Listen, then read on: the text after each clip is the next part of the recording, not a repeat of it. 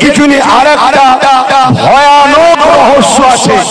সেই রহস্যটা এত আন্দোলন হয়, কোন বন্ধু কেন বলছেন আমি বুঝতে পারছি না। তার জন্য কেন্দ্র সরকার এই চালটা চলেছে। অতএব আমাদের জীবনের শেষ নিঃশ্বাস পর্যন্ত কেন্দ্র সরকারের এই কালা কানুনকে বাতিল করার জন্য আমাদেরকে লড়াই করতে হবে। যদি এই কালা কানুনকে বাতিল করতে না পারি, মুসলমান তোমাদের কাছে দুটো রাস্তার গোলাম হয়ে, ইসলাম ছেড়ে গোলাম হয়ে, রাজদাসী হয়ে এদের কাছে তোমাদের বেটিদেরকে রাখেল বানিয়ে থাকতে হবে। এদের হাতে তোমাদেরকে মরতে হবে, তৃতীয় কোনো অপশন নাই। মসজিদ আছে, মসজিদটার নাম চিরামান মসজিদ, যার বয়স হলো 1450 বছর।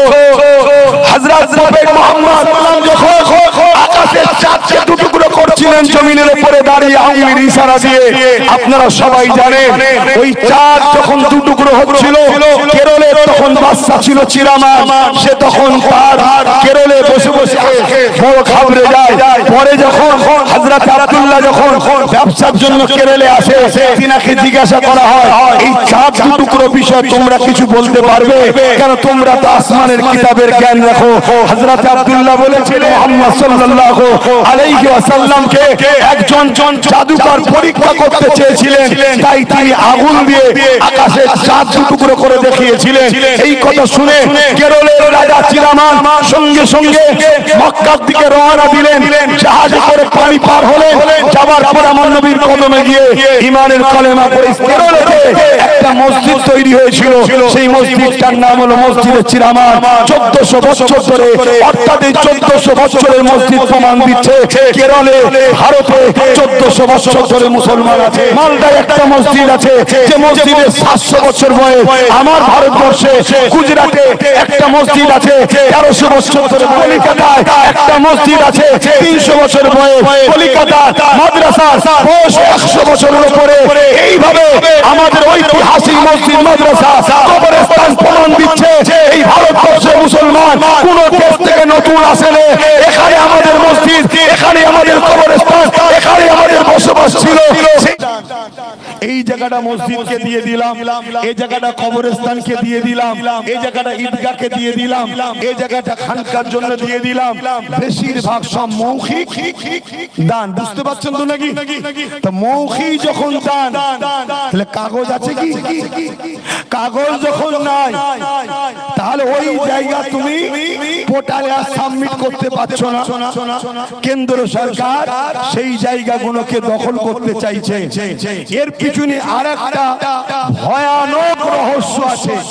সেই রহস্যটা এত আন্দোলন হয়, কোন বন্ধু কেন বলছেন আমি বুঝতে পারছি না। তবে আমি কিন্তু প্রতিটা জায়গায় বলি, আপনাদেরকেও বলছি, এর পিছনে একটা ভয়ানক রহস্য হলো এটাই, ভারতবর্ষে মুসলমানদের ঘরে ভারতবর্ষ থেকে বিতাড়িত করার একটা ভয়ানক ষড়যন্ত্র কেন্দ্রের সরকার করতে চাইছে।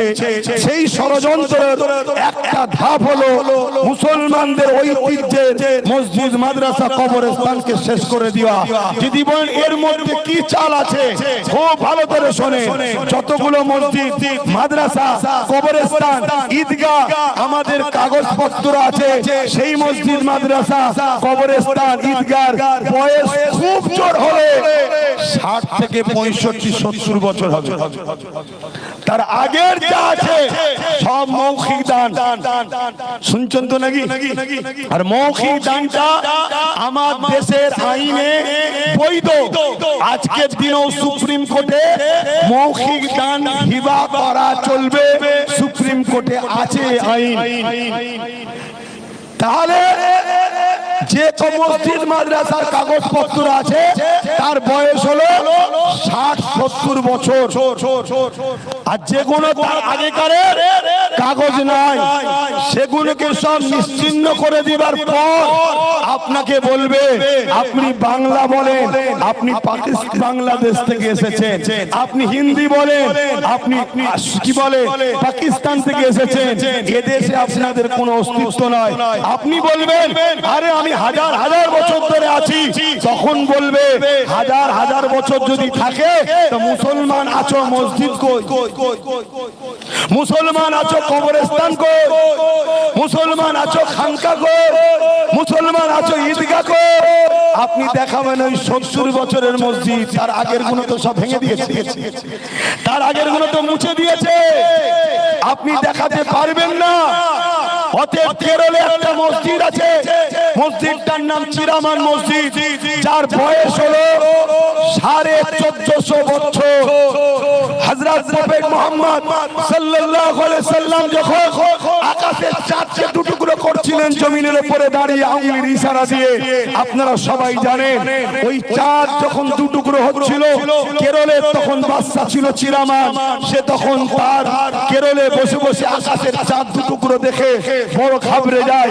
পরে যখন হযরত আব্দুল্লাহ যখন ব্যবসার জন্য কেরলে আসে, তিনাকে জিজ্ঞাসা করা হয় এই চাঁদ দুটুকরো বিষয়ে তোমরা কিছু বলতে পারবে, কেন তোমরা তো আসমানের কিতাবের জ্ঞান রাখো। হযরত আব্দুল্লাহ বলেছিলেন এটা হযরত প্রফেট মুহাম্মদ সাল্লাল্লাহু আলাইহি ওয়াসাল্লামকে একজন জাদুকর পরীক্ষা করতে চেয়েছিলেন, তাই তিনি আগুন দিয়ে আকাশের চাঁদ দুটুকরো করে দেখিয়েছিলেন। এই কথা শুনে কেরলের রাজা চিরামান সঙ্গে সঙ্গে মক্কার দিকে রওনা দিলেন, জাহাজে করে পানি পার হলেন। যাবার পর আমার নবীর কদমে গিয়ে ঈমানের কালেমা পড়ে ইসলাম কবুল করে ওই কেরলেতে একটা মসজিদ তৈরি হয়েছিল, সেই মসজিদটার নাম হলো মসজিদে চিরামান। 1400 বছর ধরে, অর্থাৎ এই 1400 বছরের মসজিদ প্রমাণ দিচ্ছে কেরলে ভারতে 1400 বছর ধরে মুসলমান আছে। আমার বাংলাতে মালদায় একটা মসজিদ আছে যে মসজিদের 700 বছর বয়স। আমার ভারতবর্ষে গুজরাটে একটা মসজিদ আছে 1300 বছর ধরে বয়স। আমার বাংলার কলিকাতায় একটা মসজিদ আছে 300 বছর বয়স। কলিকাতার মাদ্রাসার বয়স 100 বছরের উপরে। এইভাবে আমাদের ঐতিহাসিক মসজিদ, মাদ্রাসা, কবরস্থান প্রমাণ দিচ্ছে এই ভারতবর্ষে মুসলমান কোন দেশ থেকে নতুন আসেনি। এখানে আমাদের মসজিদ, এখানে আমাদের কবরস্থান, এখানে আমাদের বসবাস ছিল। সেইটাকে শেষ করার জন্য কেন্দ্র সরকার এই চালটা চলেছে। অতএব আমাদের জীবনের শেষ নিঃশ্বাস পর্যন্ত কেন্দ্র সরকারের এই কালা কানুনকে বাতিল করার জন্য আমাদেরকে লড়াই করতে হবে। যদি এই কালা কানুনকে বাতিল করতে না পারি, মুসলমান তোমাদের কাছে দুটো রাস্তা আছে, হয় এদের গোলাম হয়ে ইসলাম ছেড়ে গোলাম হয়ে দাসী হয়ে এদের কাছে তোমাদের বেটিদেরকে রাখেল বানিয়ে থাকতে হবে, নচেৎ এদের হাতে তোমাদেরকে মরতে হবে। তৃতীয় কোনো অপশন নাই। আমার কথা মাইকে বুঝতে পারছেন আপনারা? আমি আমার জন্য চিল্লাতে আসিনি, আমি আমার জন্য আপনাদের কাছে এসে কথা বলতে আসিনি। আমি এসেছি আপনাদেরকে বাঁচাবার চেষ্টাই বুঝাতে এসেছি। কিন্তু আপনাদেরও তো সেই দরদ থাকা দরকার, সেই এনার্জি থাকা দরকার। আপনারা ভাবছেন আমরা এত আছি, আপনারা এত আছে, মনে রাখবেন রাজ পাওয়ার এত ক্ষমতার জিনিস। আপনাকে কি ভাবছেন একদিনই সবাইকে মারবে নাকি?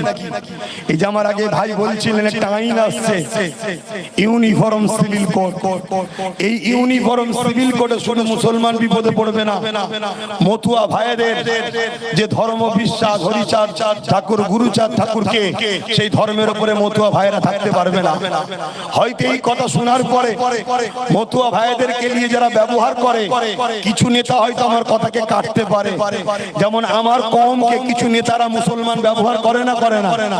ওরা জাতে দেখতে মুসলমান, হাকিকাতে মুসলমান নয়, ওদের পয়সাই মতলব। ঠিক তেমন প্রতিটা জাতের মধ্যে একটা দুটো করে গাদ্দার থাকে, তারা জাতের লোককেই গাদ্দারি করে শেষ করে। তো মতুয়া ভাইদের মধ্যে কেউ থাকলে আমার জানা নেই, তারা আমার কথাকে কাটতে পারে। কিন্তু ইউনিফর্ম সিভিল কোডের লক্ষ্য হলো একটাই, আমার দেশের একজন রাজা হবে, সে হবে আমার দেশের প্রভু খোদা। সে যা বলবে দেশবাসীকে তাই মানতে হবে। যেমন নমরুদ করেছিল, সাদ্দাত করেছিল, ফেরাউন করেছিল, সেই দিকে কিন্তু আমার দেশ হাঁটছে। এই যে নেতাজির বাবুর মতো মানুষ, গান্ধী বাবুর মতো মানুষ, আশফাকুল্লাহ খানের মতো মানুষ, হাফেজ তিতুমিরের মতো মানুষ, সিধু কানু বিরসা মুন্ডার মতো মানুষ, তারা যে জীবন দিয়ে দেশকে স্বাধীন করলো, এই দেশ আবার কিন্তু আস্তে আস্তে সেই গোলামীর শিকলের দিকে চলে যাচ্ছে। তাই প্রত্যেকটা জাত, ধর্ম, বর্ণ, ভাষার মানুষকে ওয়াকাফের জন্য শুধু নয়, দেশ ও সংবিধানকে বাঁচাবার জন্য আমাদেরকে সংগঠিত হতে হবে।